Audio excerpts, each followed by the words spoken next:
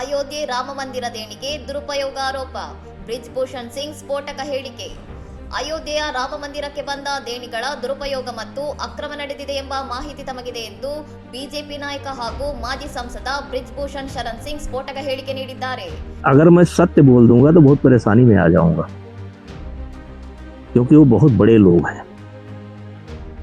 तो सत्य बोलने की हिम्मत अभी हमारी नहीं है, कभी समय आएगा तो बोलेंगे. ಗೋಂಡಾದಲ್ಲಿ ಮಾತನಾಡಿದವರು ಈ ವಿಚಾರದಲ್ಲಿ ಪ್ರಭಾವಶಾಲಿ ವ್ಯಕ್ತಿಗಳು ಶಾಮೀಲಾಗಿದ್ದು ಸದ್ಯಕ್ಕೆ ಸತ್ಯವನ್ನು ಬಹಿರಂಗಪಡಿಸಿದರೆ ತಾವು ತೊಂದರೆಗೆ ಸಿಲುಕಬಹುದು ಎಂಬ ಭೀತಿಯನ್ನು ವ್ಯಕ್ತಪಡಿಸಿದ್ದಾರೆ. ನಾನು ತುಂಬಾ ದುರ್ಬಲ ವ್ಯಕ್ತಿ, ಸೂಕ್ತ ಸಮಯ ಬಂದಾಗ ಮಾತ್ರ ಅಸಲಿ ಸತ್ಯವನ್ನು ಹೊರಹಾಕುತ್ತೇನೆ ಎಂದು ಹೇಳುವ ಮೂಲಕ ಅವರು ಕುತೂಹಲ ಮತ್ತು ಚರ್ಚೆಯನ್ನು ಹುಟ್ಟುಹಾಕಿದ್ದಾರೆ. ಕಳೆದ ವರ್ಷ ತಮ್ಮ ವಿರುದ್ಧ ಕೇಳಿಬಂದ ಮಹಿಳಾ ಕುಸ್ತಿಪಟುಗಳ ಲೈಂಗಿಕ ಕಿರುಕುಳ ಆರೋಪಗಳ ಪರಿಣಾಮವನ್ನು ತಾವು ಇನ್ನೂ ಅನುಭವಿಸುತ್ತಿರುವುದಾಗಿ ಸಿಂಗ್ ಈ ವೇಳೆ ಉಲ್ಲೇಖಿಸಿದ್ದಾರೆ. ಇತ್ತೀಚಿನ ನೀಟ್ ಪ್ರಶ್ನೆ ಪತ್ರಿಕೆ ಸೋರಿಕೆ ಪ್ರಕರಣಕ್ಕೆ ಸಂಬಂಧಿಸಿದಂತೆ ಕೇಂದ್ರ ಶಿಕ್ಷಣ ಸಚಿವ ಧರ್ಮೇಂದ್ರ ಪ್ರಧಾನ್ ಅವರ ಬೆಂಬಲಕ್ಕೆ ನಿಂತಿರುವವರು ರಾಜೀನಾಮೆಯಿಂದ ಸಮಸ್ಯೆ ಪರಿಹಾರವಾಗುವುದಿಲ್ಲ, ಸಂಘಟಿತ ಜಾಲದ ವಿರುದ್ಧ ಕಠಿಣ ಕ್ರಮ ಕೈಗೊಳ್ಳಬೇಕೆಂದು ಆಗ್ರಹಿಸಿದ್ದಾರೆ.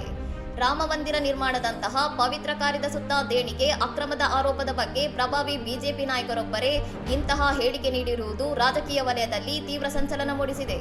ಇನ್ನಷ್ಟು ಸುದ್ದಿಗಳಿಗಾಗಿ ನೋಡ್ತಾ ಇರಿ ಸೌರಂ ಟಿವಿ.